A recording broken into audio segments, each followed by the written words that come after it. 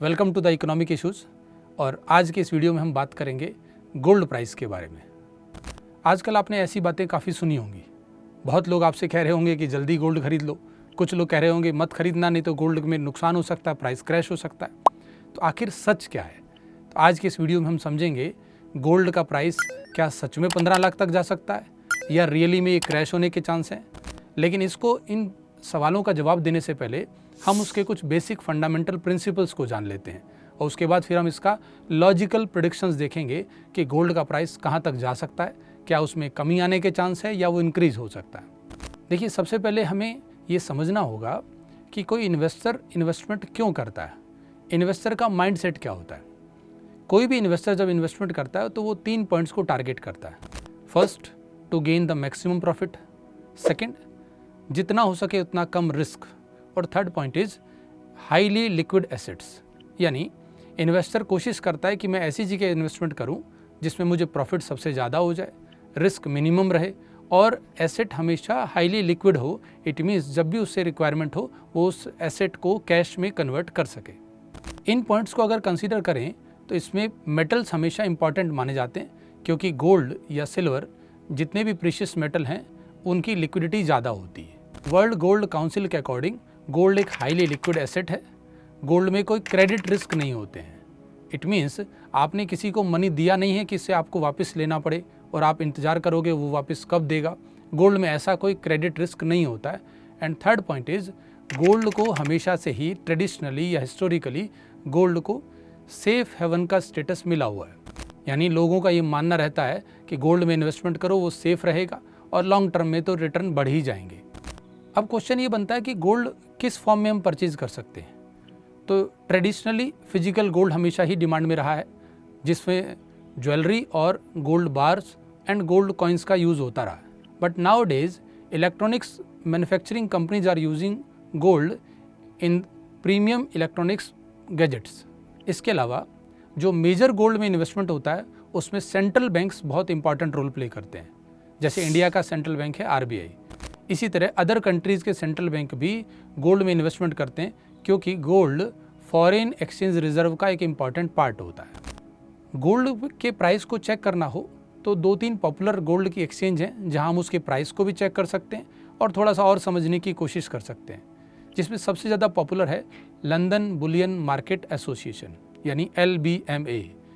ये एक international level का बेंचमार्क है जिसका यूज़ करके हम ये समझ सकते हैं कि गोल्ड प्राइस अभी कितना है, पास्ट में गोल्ड प्राइस क्या रहा है। हम गोल्ड की हिस्ट्री को थोड़ा सा अंडरस्टैंड कर सकते हैं और गोल्ड के करंट प्राइस को चेक भी किया जा सकता है। दूसरे नंबर पर आता है COMEX, जो कि न्यूयॉर्क का गोल्ड एक्सचेंज है, जहां फिर अगेन हम करंट गोल्ड प्राइस को चेक कर सकते हैं। लेकिन इंडिया में Indian Boolean and jeweller association, इसका यूज़ करके हम फिजिकल गोल्ड के करंट प्राइस को देख सकते हैं। जो ज्वेलरी शॉप पर आप अगर जाएंगे तो रिटेलर जिस रेट पर आपको गोल्ड दे रहा है वो इसी एसोसिएशन के द्वारा डिसाइड किया जाता है। अब हमें ये समझना है कि इन्वेस्टर गोल्ड कब परचेज कर रहा है या कब उसको सेल कर सकता है। देखिए, जैसा मैंने स्टार्टिंग बोला, इन्वेस्टर हमेशा 3 पॉइंट को कंसीडर करता है। इन्वेस्टर का फोकस होता है कि जहां उसको मैक्सिमम रिटर्न मिल रहा होगा वो अपने अमाउंट को वहां शिफ्ट कर देता है। यानी इन्वेस्टर टाइम टू टाइम पर अपने पोर्टफोलियो को मैनेज करता रहता है। वो अपनी एसेट के एलोकेशन को बार बार चेंज करता है। उसे ये देखना होता है कि किस में रिस्क बढ़ रहा है, किस में उसको प्रॉफिट ज़्यादा होने के चांस हैं, और वो टाइम टाइम पर अपने मनी को एक एसेट से दूसरे एसेट में शिफ्ट कर लेता है। अगर हम ये समझ जाएंगे तो हमें ये समझना आसान हो जाएगा कि गोल्ड का प्राइस डिसाइड कैसे होता है। देखिए, मार्केट में गोल्ड का प्राइस हो या कोई अदर ऑब्जेक्ट हो, prices are driven by demand and supply. It means gold का प्राइस अगर डिमांड इंक्रीज होती है तो गोल्ड प्राइस अप हो जाएंगे, और अगर डिमांड में किसी रीज़न से कमी आ जाती है तो गोल्ड प्राइस में आपको एक डिक्लाइन देखने को मिलेगा। बट क्वेश्चन ये है कि गोल्ड की डिमांड अप या डाउन होने के रीज़न क्या हो सकते हैं। देखिए, इन्वेस्टर को जब भी ये लगेगा कि गोल्ड से बेटर इन्वेस्टमेंट ऑप्शन उसे मिल रहा है तो वो गोल्ड में से अपना अमाउंट विड्रॉ करके किसी अदर एसेट्स में इन्वेस्टमेंट कर देता है। अब ऐसा उसे कब लग सकता है? अगर ग्लोबल लेवल पर अनसर्टेनिटीज़ हों, किसी भी रीज़न से अनसर्टेनिटी हो, इकोनॉमिक अनसर्टेनिटी आती है, उसका रीज़न हो सकता है जियोपॉलिटिकल टेंशन, इकोनॉमी अगर सही से परफॉर्म ना कर रही हो, कोविड जैसी कोई पेंडेमिक घटना हो गई हो। अगर ऐसा कुछ भी अनसर्टेनिटी आती हैं तो इन्वेस्टर अपना मनी किसी भी एक एसेट से दूसरे एसेट में शिफ्ट करने की कोशिश करता है। यानी या तो उस केस में डिमांड बढ़ भी सकती है, डिमांड घट भी सकती है, इट डिपेंड्स उस टाइम की सिचुएशन कैसी है। इसके अलावा इन्फ्लेशन भी एक बड़ा रोल प्ले करती है। इन्वेस्टमेंट हमेशा तभी सही माना जाता है जब आपको कम से कम इतना रिटर्न मिले कि वो इन्फ्लेशन रेट से ज़्यादा हो। लेट्स से कि इन्फ्लेशन रेट अगर 6% है और आपने किसी पर्टिकुलर एसेट में इन्वेस्टमेंट किया और उससे आपको रिटर्न 7% आ रहा है, तो इस केस में नेट रिटर्न केवल 1% ही मिला, क्योंकि 6% तो मनी की वैल्यू कम हो गई है, आपकी परचेजिंग पावर में कमी आ गई है। तो फाइनल कंक्लूजन ये आया कि गोल्ड का प्राइस डिसाइड किन रीजन से होता है? Geopolitical tensions, global economic performance, inflation rate, foreign exchange reserve, demand and supply, या इन्वेस्टर्स का माइंडसेट, या आप कह सकते हो कि जो गवर्नमेंट सिक्योरिटीज़ और बॉन्ड्स में मिलने वाला रिटर्न है। इन सारे फैक्टर्स को कंसीडर करते हुए गोल्ड के प्राइसेस चेंज होते हैं। लेकिन अगर हम इंडिया के पॉइंट ऑफ व्यू से बात करें तो इसमें 2-3 फैक्टर और ऐड हो जाते हैं, जैसे फेस्टिवल सीजन। आपने देखा होगा फेस्टिवल सीजन में इंडिया में गोल्ड की डिमांड बढ़ जाती है, उसमें आप कल्चरल एक्टिविटीज़ को भी इन्वॉल्व कर सकते हो। उसी में आप ये भी देखेंगे कि भारत में एक हमेशा से परसेप्शन रहा है गोल्ड को लेकर के कि गोल्ड फ्यूचर जनरेशन के लिए एक लेगेसी है। यानी फैमिली में गोल्ड ये सोच के परचेज किया जाता है कि ये फ्यूचर जनरेशन के लिए सेव करके रखेंगे, उनको काम आएगा। तो ये एक लेगेसी की तरह भी ट्रीट होता है, इसीलिए भी गोल्ड हमेशा डिमांड में रहता है। वर्ल्ड गोल्ड काउंसिल के अकॉर्डिंग 50% गोल्ड की डिमांड का मेजर रीज़न है ज्वेलरी या gold bars and coins. It means jewellery, gold bars और कॉइन्स की वजह से ही गोल्ड की मेजरली डिमांड रहती है। आपको ये भी समझना होगा कि इंडिया में गोल्ड का प्राइस और इंटरनेशनल लेवल का प्राइस दोनों का साइकिल या दोनों का जो डायरेक्शन है वो सेम हो, ऐसा नेसेसरी नहीं है। इसको आप एक एग्जांपल से समझ सकते हैं। ऐसा हो सकता है कि ग्लोबल लेवल पर गोल्ड का प्राइस स्टैटिक हो, यानी उसमें कोई चेंज ना आया हो, लेकिन इंडिया में गोल्ड का प्राइस इंक्रीज या डिक्रीज हो जाए, क्योंकि इंडियन जो गोल्ड डिमांड है उसका मेजर सप्लाई सोर्स इंपोर्ट है। हम अपनी डिमांड का 85 से 90% तक गोल्ड इंपोर्ट ही करते हैं। हमारे पास इंडियन जो मैन्युफैक्चरिंग है गोल्ड की वो बहुत ही कम है। इट मीन्स अगर हमने गोल्ड इंपोर्ट किया और फॉरेन एक्सचेंज रेट चेंज हो गई, डॉलर का प्राइस इंक्रीज हो गया, या यू कैन से कि रुपी डेप्रीशिएट हो गया, तो जो कुछ हम इंपोर्ट कर रहे हैं वो एक्सपेंसिव हो जाएगा। इंटरनेशनल लेवल पर गोल्ड का प्राइस सेम होगा, लेकिन इंडिया में हमें वो गोल्ड महंगा मिल रहा होगा क्योंकि रुपी डेप्रीशिएट हो गया। तो ये नेसेसरी नहीं होता है कि अगर इंटरनेशनल लेवल पर गोल्ड का प्राइस बहुत ज़्यादा इंक्रीज़ हुआ है तो इंडिया में भी ऐसा ही होगा।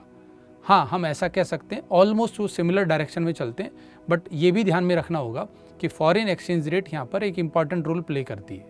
अब क्वेश्चन ये बनता है कि पिछले 1 साल में गोल्ड प्राइस में इतनी तेज़ी क्यों आई है?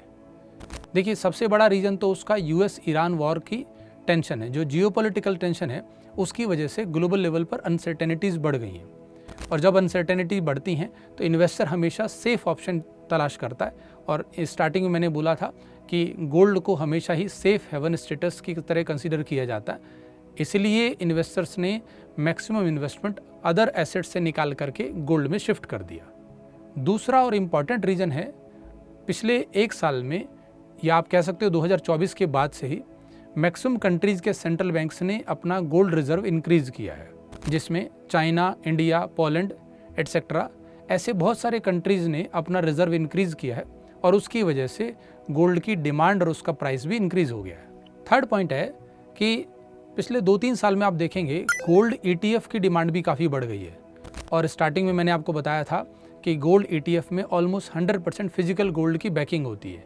इट मीन्स चाहे वो रिटेल इन्वेस्टर्स हो या इंस्टीट्यूशनल इन्वेस्टर हो, अगर ETF की डिमांड बढ़ेगी तो उसकी बैकिंग के लिए फिजिकल गोल्ड की डिमांड भी बढ़ जाती है, और जब फिजिकल गोल्ड की डिमांड बढ़ेगी तो डेफिनेटली गोल्ड प्राइसेस में इंक्रीमेंट देखने को मिलता है। पिछले 2-3 साल में हम देख रहे हैं कि डेवलप्ड कंट्रीज़ ने टैरिफ वॉर स्टार्ट कर दिया।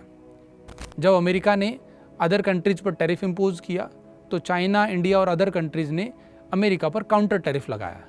इस टैरिफ वॉर का कॉन्सिक्वेंसेस ये रहा कि अमेरिका में जो गुड्स दूसरे कंट्री से सप्लाई होती थी, स्पेशली फ्रॉम चाइना, उन गुड्स की प्राइस में इंक्रीमेंट देखने को मिला। इट मीन्स अमेरिका में इन्फ्लेशन रेट बढ़ गई। जब भी इन्फ्लेशन बढ़ती है तो मनी की वैल्यू डिक्लाइन होती है। ऐसे टाइम पर इन्वेस्टर हमेशा ऐसा इन्वेस्टमेंट ढूंढता है जिसमें उसको इन्फ्लेशन रेट से ज़्यादा रिटर्न मिल सके, और उस पॉइंट ऑफ व्यू से गोल्ड हमेशा ही एक बेटर ऑप्शन रहा है। अगर किसी भी कंट्री की, स्पेशली डेवलप्ड कंट्री की गवर्नमेंट सिक्योरिटीज़ या गवर्नमेंट बॉन्ड्स में डिक्लाइन होता है, यानी उनका यील्ड अगर घटने लगता है, तो इन्वेस्टर अपना मनी वहाँ से विड्रॉ कर लेता है और वो फिर उसको अदर ऑप्शंस में इन्वेस्टमेंट करने की कोशिश करता है। और again in this point gold is a better and safer options. क्या आपको पता है कि वर्ल्ड में सबसे ज़्यादा गोल्ड कहाँ प्रोड्यूस होता है?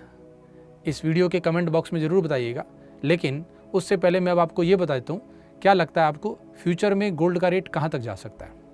देखिए, जनरल लेवल पर ये देखा जाता है कि गोल्ड हमेशा 8 to 10% एनुअल रिटर्न दे देता है, यानी गोल्ड के प्राइस में जो जनरली हाइक होता है वो 8 to 10% का एनुअल ग्रोथ मिल जाती है।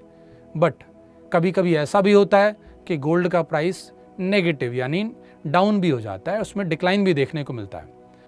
2016 से 17 के अगर गोल्ड के प्राइस को कंपेयर किया जाए तो गोल्ड प्राइस में डिक्लाइन भी हुआ था। इट मीन्स ये हमेशा नेसेसरी नहीं है कि गोल्ड प्राइस बहुत तेज़ी से राइज ही हो। हाँ, करंट सिनेरियो में ऐसा हो रहा है, बट उसका रीज़न मैंने आपको बताया कौन कौन से उसके रीज़न थे। हिस्टोरिकली अगर गोल्ड प्राइस का एनालाइज किया जाए तो हमें ये पता चलता है कि 2024 के बाद से गोल्ड में जो रिटर्न है वो काफ़ी ज़्यादा हुआ है, लेकिन जनरली ऐसा रेगुलर लेवल पर नहीं होता है। इसीलिए हमें ये नहीं मानना चाहिए कि गोल्ड के प्राइस में पिछले 2 साल में जो हाइक आया है वो रैली हमेशा कंटिन्यू रहेगी। It is not necessary. Recently JP Morgan की एक रिपोर्ट आई जिसके अकॉर्डिंग गोल्ड का प्राइस एंड ऑफ द 2026 $6,000 पर ऑन्स तक जा सकता है, लेकिन ये नेसेसरी नहीं है, क्योंकि अदर ऑर्गेनाइजेशंस की रिपोर्ट ये भी कहती है कि गोल्ड के प्राइस में सेम रैली देखने को नहीं मिलेगी। यानी ये तो कन्फर्म हो गया कि गोल्ड का प्राइस 10 लाख या 15 लाख तक नहीं जाएगा।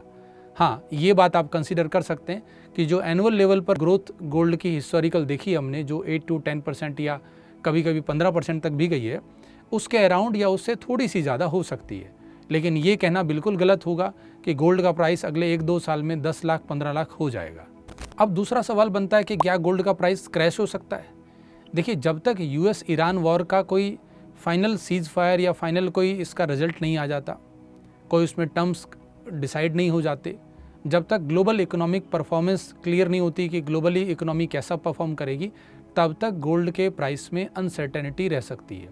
यानी नियर बाय फ्यूचर में कभी कभी आपको गोल्ड के प्राइस में थोड़ा डिक्लाइन भी देखने को मिल सकता है, बट ये कन्फर्म हो जाता है कि गोल्ड के प्राइस में बहुत बड़ा कोई क्रैश नहीं आएगा और गोल्ड के प्राइस में बहुत तेज़ी से कोई हाइक भी नहीं होने वाला है। इसीलिए हमेशा जब भी इन्वेस्टमेंट करें अपने लॉजिक्स का यूज़ करें।